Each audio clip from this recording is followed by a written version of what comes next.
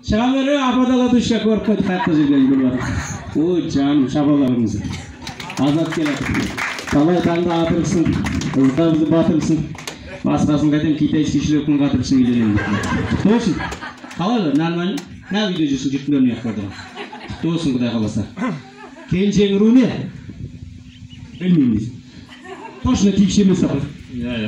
Бол кеш. Ру білесің ба келіншегің? Құдай болсын Құдай қаласа. Өзіңді абайдыңыз ма? Абайдыңыздың алаңда күле беретін болып қалсың Құдай қаласа. Күле бересің.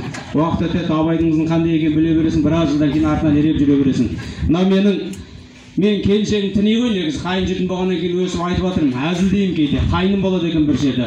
Құдай қаласа Азат қайынымның алдындағы айқара ашылған есігі болсын, келіннің қолында тербететін бесігі болсын деп бір Алладан тілеңіздер. Әділбек көкем менен Жансай апам осылардың тек рахатын көрсін Құдай қаласа. Бақытты болсын, бауырым бақытты бол Құдай қаласа. Келін менен қоса ағар.